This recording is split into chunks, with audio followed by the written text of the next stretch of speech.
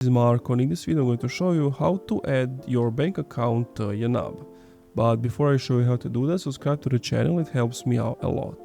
So basically what you want to do is open up the YNAB app, and once you have opened the app, what you want to do is go to accounts at the bottom, and here you want to click on the add account or at the top right on the plus icon, and from here you can do a linked, connect your bank account and automatically import transactions, or you can do unlinked, which basically starts your current balance and enter your own transactions. Now if you do the linked one, just follow the on-screen instructions.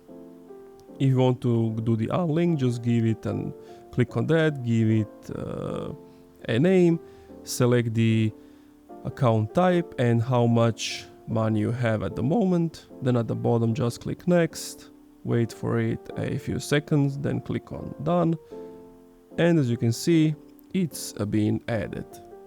And that's it. Thank you for watching this video. If you enjoyed, leave a like, comment, subscribe.